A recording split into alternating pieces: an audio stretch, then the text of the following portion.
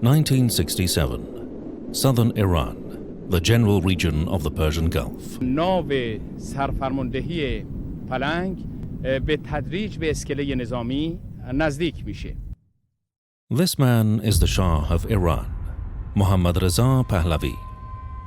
On the anniversary of the founding of the Imperial Iranian Navy, he has come to its headquarters in the general area of Bandar Abbas and the Strait of Hormuz to observe a military exercise. Here, the Shah stands on a warship purchased from the United States. And perhaps on such a day, he is thinking back to the early years of his reign. Years in which he tried to present himself as a powerful monarch to the Persian Gulf region. Yet, his chances back then was as narrow as this very strait. A narrow passage where today he is holding a military drill, the Strait of Hormuz. I'm now standing at that very same spot, more than 50 years later. I'm a military documentary filmmaker, and I've come to Bandar Abbas and the Strait of Hormuz to tell from up close the lesser-heard story of this strait.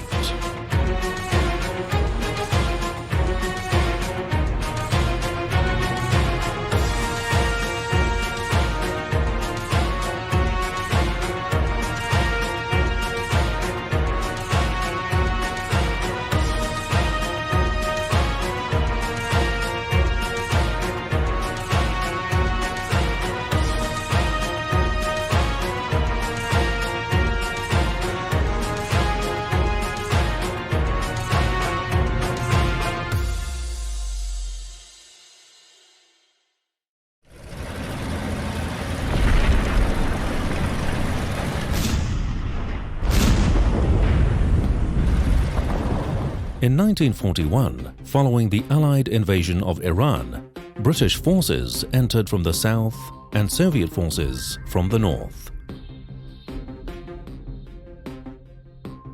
Reza Shah abdicated the throne, and his son Mohammad Reza Pahlavi ascended it under conditions bordering on collapse, a throne that was unstable from the very beginning. This transfer of power was not a natural succession, but the result of an external decision. Even in those early days, discussions took place in British political circles, suggesting that perhaps the monarchy should be returned to the previous dynasty. The name of Hamid Mirza Qajar was brought up, but his inability to speak Persian led to the dismissal of that option. Mohammad Reza remained Shah, or king, but with the awareness that he had not been the occupier's first choice. شاید فکر کردند که برچیدن اساس سلطنت سلسله ما نتایج بدتری برای نظم و آرامش این مملکت داشته باشد. این است که گفتند خب پادشاه باقی بماند، ولی کار پادشاه کار یک نظاره بدون تأثیری باشد. This experience shaped his perception of the Qajar dynasty, not merely as a fallen house and a past monarchy, but as potential rivals who might re-emerge at any moment. This concern deepened as the Shah came to better understand the structure of power in Iran during the 1940s. Many of the central figures in politics were rooted in the old Qajar aristocracy. Men such as Ahmad Qavam, Wusuq ad-Dawleh, and later Muhammad Mossadegh. They were not only skilled politicians, but also heirs to a long-standing tradition of governance that predated the Pahlavis. In such an environment, the young Shah faced not only external pressure, but also a kind of concealed internal rivalry. He had inherited an army that had effectively collapsed during the occupation. This weakness was even more evident in the south of the country. The Persian Gulf, and particularly the Strait of Hormuz, remained largely within Britain's sphere of influence. The British Navy controlled vital oil routes, and the sheikdoms along the southern coast of the Persian Gulf were administered under direct British protection.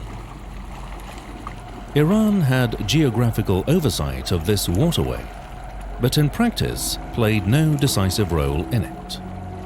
Yet, this very threat may have presented an opportunity for the Shah to demonstrate that he was fundamentally different from the Qajars and the government that preceded his father. He wanted to return to the Persian Gulf, provided that separatist unrest could be brought under control. İndi sizin boynunuzda büyük vazife durur. O aldığınız toprakları saklamak ve aldığınız azadlıktan müdafaa etmek. İndi bütün İran kentlileri, Azerbaycan kentlilerinin aldığı topraktan ilham alıp ayağa kalkmış, teken yemiştir. In the mid-1940s, the Azerbaijan crisis in northwestern Iran became one of the most serious challenges to Iranian sovereignty. In 1946, during this crisis, Soviet forces refused to withdraw from northern Iran, placing the central government at risk of territorial fragmentation. In these circumstances, Ahmad Qavam, a seasoned statesman of the previous government, stepped in. Through negotiation and temporary concessions to the Soviets, he managed to buy time, and ultimately, by outmaneuvering them, he restored Iran's sovereignty over Azerbaijan without direct conflict. Qavam attributed the victory to Mohammad Reza, and the Shah entered Azerbaijan accompanied by these images of success. Although this event was recorded as a victory for the young Shah, it carried another meaning in his mind as well. Once again, one of those deeply rooted Qajar-era statesmen had managed the crisis, while the Shah himself remained on the sidelines.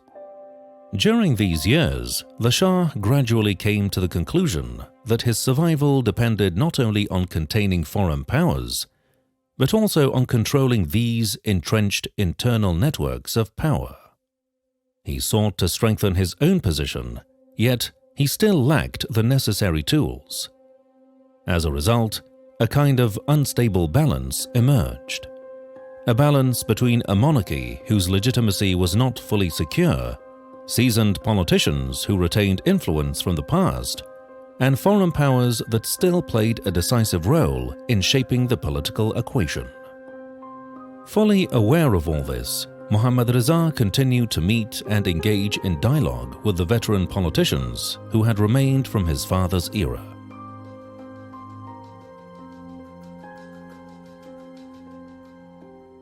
In the south, however, this balance tilted more in Britain's favor. The Strait of Hormuz, as one of the most vital energy choke points in the world, effectively remained part of the residual colonial order. Oil tankers passed through it, but decisions regarding its security and control were not made in Tehran. Gradually, this situation became one of the Shah's central preoccupations, a point that clearly revealed Iran's historical weakness: control over key islands and control over oil. The Shah believed that with this black gold, he could achieve immense wealth and build a modern, disciplined army. But oil remained under British control, and in the aftermath of World War II, Britain was unwilling to concede even a penny of Iran's rightful share. Almost immediately at the outset, we were asked to accept the Persian law as it stands. I replied that we could not do that we would recognize a form of nationalization provided we could work out a satisfactory agreement under a form of nationalization. As Iran entered the late 1940s and early 1950s, the issue of oil moved to the center of its political life. Public dissatisfaction with concessions granted to Britain intensified, paving the way for the emergence of a figure capable of transforming this discontent into a political movement. That figure was Mohammad Mossadegh, a statesman of Qajar lineage who possessed both domestic credibility and international recognition. For the Shah, Mossadegh's rise was not merely a political development. It was the return of an old concern, this time in a new form. دولت انگلیس می‌خواهد با همان رویه قرن 19 با ملت ایران رفتار کند. امروز هیچ ملتی نیست که بخواهد استقلال و آزادی او دستخوش اغراض دول استعماری بشود. A man emerging from the same class that had once held the monarchy now stepped onto the stage, backed by popular support and nationalist slogans. As the issue of oil nationalization gradually became the centerpiece of the country's politics, the Shah found himself in a position where he could neither fully align with this movement nor directly confront it. At the same time, the Strait of Hormuz entered a new phase of strategic importance. With tensions over oil escalating, this waterway increasingly became a strategic lever for political pressure. What had once been merely a vital passage was now turning into a focal point where the interests of Iran, Britain, and other powers directly intersected.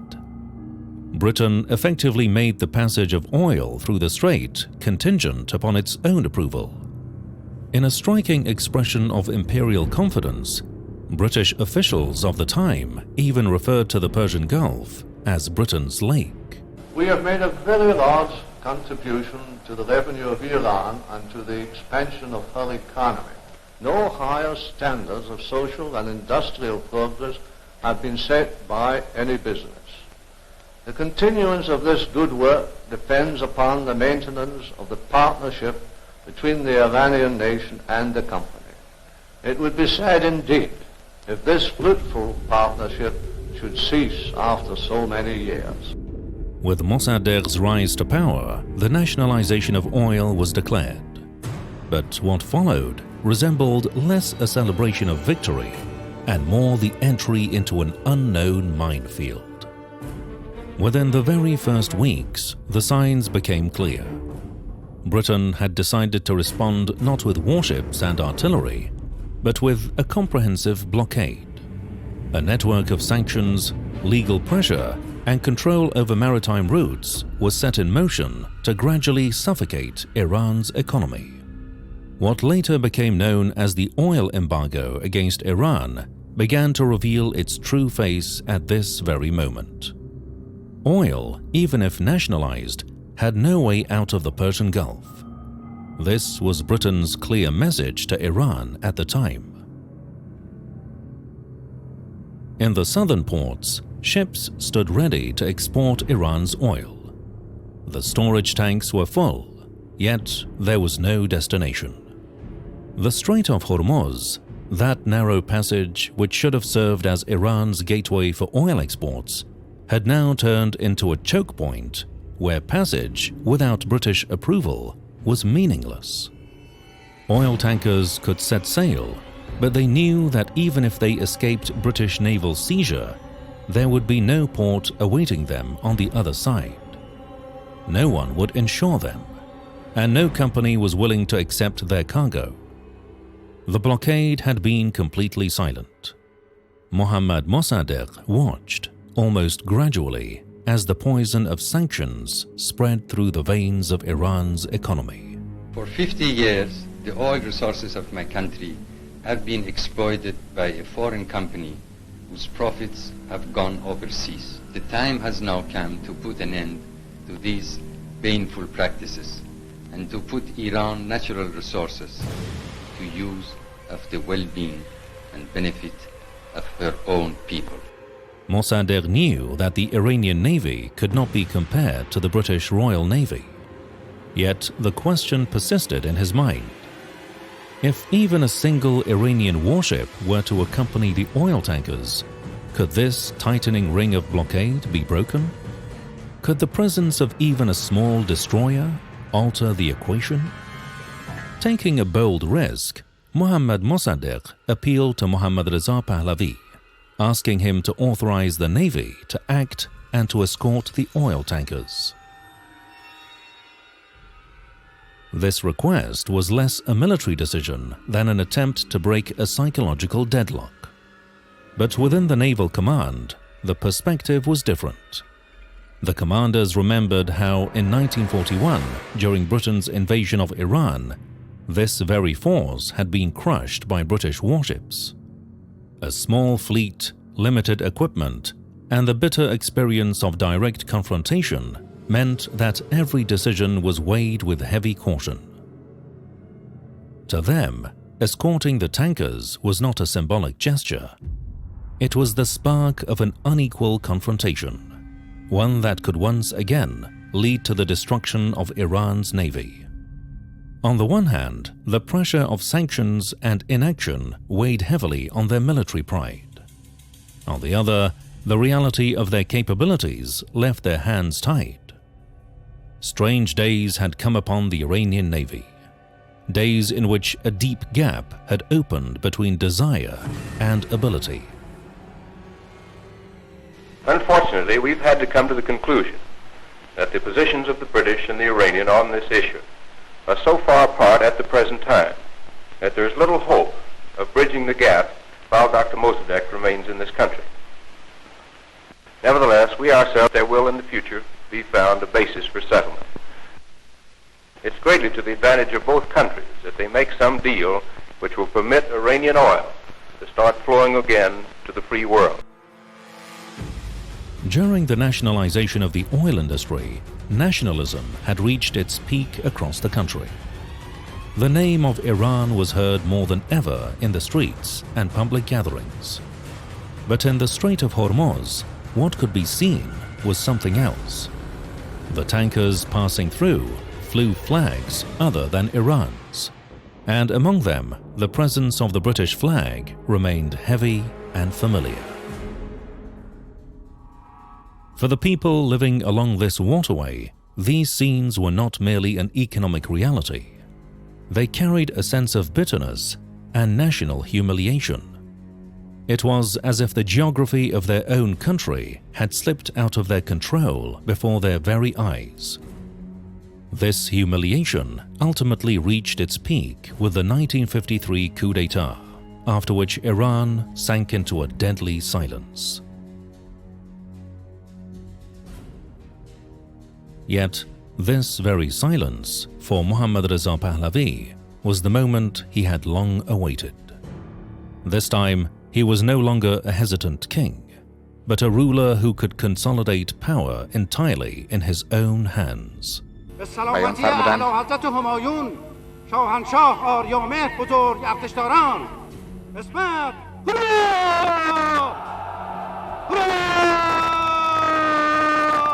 At the same time, however, on the other side of the Persian Gulf, a major transformation was taking shape.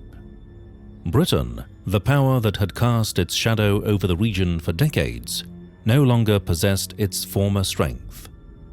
The heavy costs following World War II, economic crises, and the shifting global balance of power led London to conclude that it could no longer maintain its extensive military presence in the East. These were the very conditions that resulted in Britain's withdrawal from the east of Suez. And it seemed that now even Britain's lake was destined to lose that name, returning, as it had been before the colonial era, to the Persian Gulf.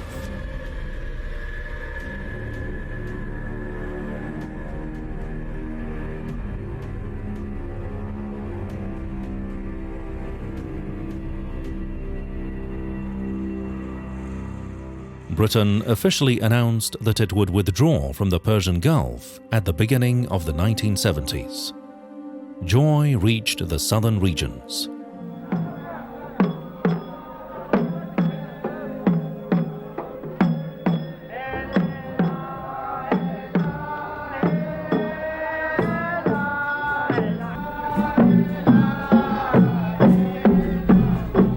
But this withdrawal created a vacuum that had to be filled. In Washington, Richard Nixon was seeking a way to maintain the balance without direct involvement. Through correspondence and coordination between the United States and Britain, the two Western powers reached the conclusion that a country within the region, yet aligned with the West, should take responsibility for safeguarding Western interests. Iran, with its strategic geography and centralized government, appeared to be a suitable choice. Thus, the US president decided to turn the Shah of Iran into the region's primary gendarme. That the world sees in Iran, it is this example, and for the people of Iran. A role for which, besides Iran, there was only one other candidate: Saudi Arabia. However, Iran's coastline and position led the West to conclude that the Shah held the superior advantage. We have faith in the word of the United States and the friendship. So far, we always had to congratulate ourselves in the friendship of your country. By 1971, the Iranian Navy was in a phase of development. It was no longer the force that had collapsed during World War II. Yet, it had not evolved into the modern navy that could later rival major powers. Its structure was a mix of relatively older vessels and a number of newer units that had not yet reached full cohesion. There was also no clear military doctrine or necessity guiding equipment purchases. This is reflected in the words of the last commander of the Imperial Iranian Navy. در مورد خرید اسلحه متاسفانه مواقعی بود که کشتی یا هلیکوپتر خریداری شاید میشد یا پیشنهاد میشد یا تقریبا گفته میشد که بخرین و ما میباستی براش استراتژی درست کنیم. یعنی قضیه درست معکوس بود که آخه این کشتی رو گرفتیم یه راه حلی پیدا. نمونهش شاید خرید کشتی‌های اسپرونز از آمریکا بود. این کشتی‌های 500 میلیون دلاری شاید یکی دوتا به عنوان ناوهای سرفرماندهی در اقیانوس هندینا خوب بودن، ولی نه 8 تا. رو همین است من 2 تاشو کم کردم و قیمت هر کدوم که 500 میلیون دلار بود. بعداً من در فرماندهیم با نیتو صحبت کردم، با آلمانا و هلندیا. ناوشکن‌های نیتو می ساختن، فوق‌العاده بودن این ناوشکن‌ها، یک کمی کوچکتر از رزم ناوهای اسپرونز آمریکا بودن، ولی با همون سیستم سلاح‌ها، با همون قدرت آتش، قیمتش یه چیزی در حدود 55 میلیون دلار، یعنی 1/10 اون چیزی بود. The backbone of this force consisted of destroyers acquired from the United States. These vessels were equipped with naval guns with a range of roughly 15 kilometers and had capabilities for surface combat as well as limited air defense. However, their nature still relied on classical warfare, meaning they had to close in to relatively short distances to engage. At a time when naval warfare was rapidly shifting towards missile-based combat, this was considered a disadvantage. Yet, even this relatively outdated capability gave Iran an important edge in the Persian Gulf, where neighboring states possessed weaker naval forces. Alongside these destroyers were lighter frigates and a number of fast attack craft. However, what proved decisive and what Iran lacked was long-range missile weaponry. At that time, Iran was not yet equipped with advanced anti-ship missiles, and as a result, its effective combat range remained limited. This meant that if a threat approached the Strait of Hormuz from a distance, the Iranian Navy would first need to detect it, then reduce the distance to the target, and only then engage. An operational process that could prove costly and dangerous in real combat conditions. In terms of numbers, the force was not large. A handful of destroyers and frigates were sufficient for symbolic presence, but not for continuous coverage of one of the busiest maritime routes in the world. The Strait of Hormuz was not merely a narrow passage. It was a choke point through which oil tankers moved constantly. Maintaining oversight required an extensive network of vessels, bases, and surveillance systems. Many Arabs, perhaps not publicly but privately, are worried about the extension of your armed forces, about what you're up to in the Gulf and the Indian Ocean. Do you mean to create a new Persian empire? No. No, and I don't think that really the Arabs are afraid, because when we see them, they never express that fright. It's mostly the Western news media who are just trying to make a bogey out of us. They know very well that we have enough territory in this country. I know very well that if you go and annex some other people, you will only have trouble. Because the wealth that they have is only oil, and oil will be finished in 20 years. But the troubles will remain with us. No, this is completely nonsense that we try to establish an empire. To do what? There were also limitations in operational range. Although these ships were capable of leaving the Persian Gulf, sustained operations in distant waters required logistical support. This dependency meant that the Iranian Navy's role was largely confined to close control and presence within the vicinity of the Strait of Hormuz. It lacked the capability to establish lasting dominance in distant waters, and it had little capacity to defend against an extra-regional power. For the Shah, however, Britain's withdrawal was the very opportunity he'd been waiting for over the years. Now, not only could he strengthen his navy, but he could also fill the vacuum left by Britain in the Persian Gulf. Yet, this transfer of power did not come without cost. Along this path, the issue of Bahrain became one of the Shah's main challenges. For years, Iran had considered this region part of its territory. But ultimately, in 1970, following a staged referendum under British supervision, Iran was forced to accept Bahrain's independence. A decision that for many inside Iran was bitter and heavy. But in the Shah's calculations, it was part of his broader engagement with the West. In return, Iran's attention shifted towards the strategic islands within the Strait of Hormuz.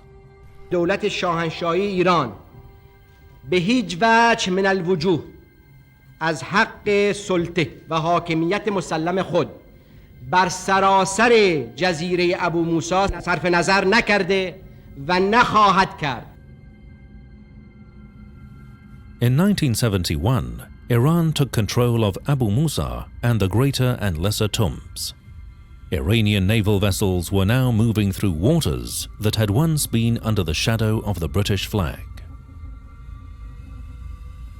A day later, on the other side of the Persian Gulf, a new country was born, the United Arab Emirates, a union of sheikdoms that had previously existed under British protection. At the same time, Ba'athist Iraq, led by Ahmad Hassan al-Bakr and Saddam Hussein, threatened Iran with attack.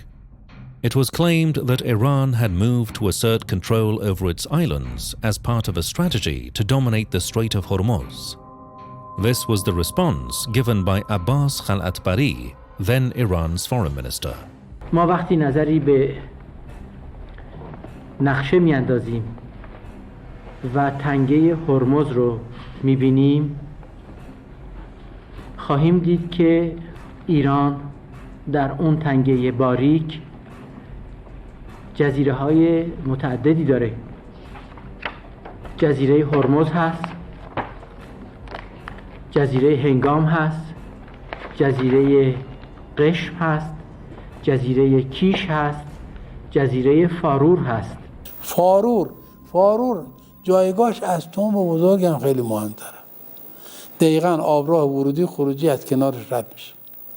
شما بعد میرسی به کیش، بعد از کیش شما میرسی به هندرابی میرسی به شتور، یه جزیره خیلی کوچیکه. بعد میرسی به لاوان. 14 جزیره غرق نشدنی و کاملا شوخ الجیشی که اینا سد دفاعی ساحل شما را ایجاد میکنن. شما اینجا دارید تو استان هرمزگان که اگر دولت ایران منظورش این بود با داشتن جزایری راه رو ببنده، خب این جزایر که ما در دست داریم آیا کافی نبود؟